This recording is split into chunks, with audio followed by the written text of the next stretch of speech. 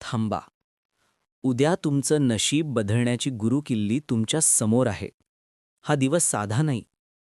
वसंत पंचमी म्हणजे फक्त पिवळे कपडे घालण्याचा सण नाही. हा दिवस आहे बुद्धी, वाणी आणि आयुष्याच्या दिशेला जागृत करण्याचा. हा दिवस चुकवू नये असा आहे. विशेषतः त्यांच्यासाठी जे विद्यार्थी आहेत, जे सर्जनशील क्षेत्रात काम करतात आणि जे मनापासून आपल्या आयुष्यात सकारात्मक बदल घडवू इच्छितात. आज मी जे सांगणार आहे ते शांत मनाने ऐका आणि मनापासून करा. फरक तुम्हालाच जाणवेल. नमस्कार मित्रांनो, स्वागत आहे तुमचं अमोघ चॅनलवर. उद्या तारीख आहे 23. ही तारीख योगायोगाने नाही, 2 आणि 3 मिळून होतात 5. आणि 5 हा बुधाचा अंक आहे. बुद्धी, अभ्यास, वाणी आणि निर्णयशक्तीचा. म्हणूनच वसंत पंचमीचा उद्याचा दिवस अधिक अर्थपूर्ण ठरतो. वसंत पंचमी म्हणजे माता सरस्वतीचा पवित्र दिवस. या दिवशी विचार करण्याची, समजून घेण्याची आणि योग्य निर्णय घेण्याची शक्ती नैसर्गिकरित्या तीव्र होते. म्हणूनच उद्या अगदी छोटासा उपायसुद्धा मोठा मानसिक बदल घडवू शकतो. जे लोक संभ्रमात आहेत, 2 पर्यायांमध्ये अडकले आहेत, त्यांच्यासाठी हा दिवस खूप मदतीचा ठरतो. उद्या केल्यास अंतःप्रेरणा हळूहळू योग्य दिशेने मार्ग दाखवू लागते. पण एक गोष्ट लक्षात ठेवा, उद्याचा दिवस विचार आणि वाणीला अधिक वजन देतो. म्हणूनच उद्या जाणीवपूर्वक बोला, जाणीवपूर्वक विचार करा. नकारात्मक शब्द आज इतरांवर नाही तर तुमच्यावरच परत येऊ शकतात. जसं बोलाल तसंच उमटेल. पहिला उपाय असा आहे, एक पांढरा कागद घ्या.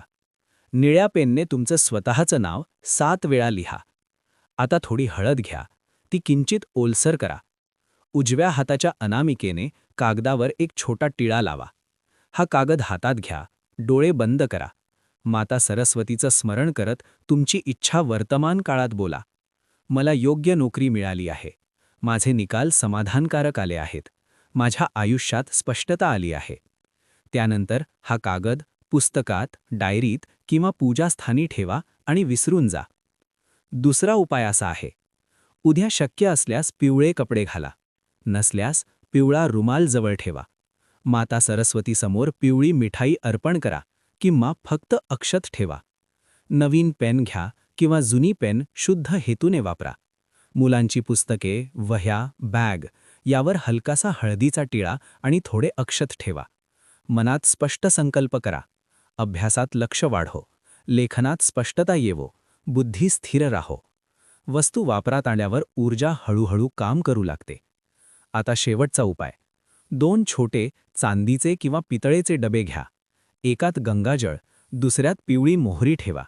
हे दोन्ही कापडाने झाकून घराच्या ईशान्य कोपऱ्यात ठेवा. ठेवताना मनात म्हणा, घरात शांतता राहो, आरोग्य वाढो, योग्य दिशा मिळो. यानंतर त्याकडे लक्ष देण्याची गरज नाही. वसंत पंचमी चमत्काराचा नाही तर जागृतीचा दिवस आहे. मन, विचार आणि दिशा योग्य ठिकाणी लागली तर बदल नक्की जाणवतो.